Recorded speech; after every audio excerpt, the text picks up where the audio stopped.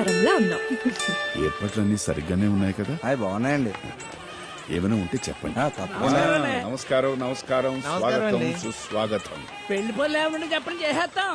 చేసేద్దాం. చెప్పాడు కదా, పేరుకే కాలనీ వాళ్ళు, కానీ మేమంతా ఒకే కుటుంబంలో ఉంటాం. అంతే కదా సార్. శేషు కేబుల్ నమస్కారం అండి. నాగేంద్ర మెకానిక్. నమస్తే అండి. సారు వీరు సుబ్బారాయుడు గారు పెళ్లి కొడుకు తండ్రి అయ్ గారు. బాబు, నమస్కారం అండి. మా బావ రాలేదండి. మీ బావ ఆయ్. అందే స్థాయిలో ఉన్నాడా? అక్కడున్నాడు. జానకిరామ్ ఏరా అప్పుడే వచ్చారు సన్నాసులు. విన్నారా? మీరు సన్నాసులు. కాదండి, మా సన్నాసుల సంఘానికి ఆయనే ప్రెసిడెంట్ అండి. ఏమన్నారా? మరి ఏమని చెప్తున్నా. ఏం లేదు, వీళ్ళకి నువ్వు లీడర్ అవ్వట అంతే. అంతే. అంత మర్యాద ఇచ్చే మనుషులేం కాదు, ఏదో సన్నాసి లీడర్ ఉంటారు. ఏం బాబాయ్? అంబులెన్స్ వచ్చింది. కంగారు పడకండి బావగారు, మా రాజు.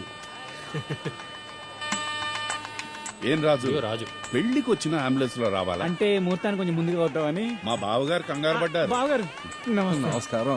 ఏమండి ఆహా. ఒకసారి ఇలా రండి. ఏమైంది? అబ్బా చెప్తాను రండి. ఏమైంది? వంట మనిషికి బీపీ డౌన్ అయి పడిపోయాడంట. ఇప్పుడు ఏం చెయ్యాలి? వంటలన్నీ ఆగిపోయాయి. అయ్యో, ఇప్పటికిప్పుడు అంటే అదే ఏమైంది? తెలియట్లేదండి. ఏమైంది? చెప్పండి, పర్లేదు. వంట మాస్టర్ కి సడన్ గా బీపీ డౌన్ అయి పడిపోయాడట. ఏం చేయాలో అర్థం కావటం లేదు. దానికంత ఆలోచిస్తారు ఎందుకంటే.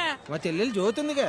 జ్యోత, ఇంతమంది పెళ్లివారికి ఇప్పటికిప్పుడు వంట అంటే తన వల్ల కుదురుతుంది? ఏమండి, మా చెల్లెమ్మ గరిటె పట్టుకొని వండితే పెళ్లి వాళ్ళకేంటి జిల్లా మొత్తానికి గంటలో వండుద్ది. అది కాదు. ఏంటి బాబా మాట్లాడవా? మాట్లాడేదే ఉంది, ఆర్డర్ వేసాడువే.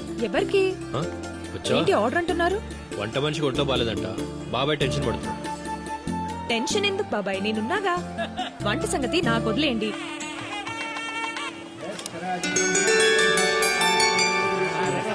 ఆయన అరే, భోజనం చేశారు.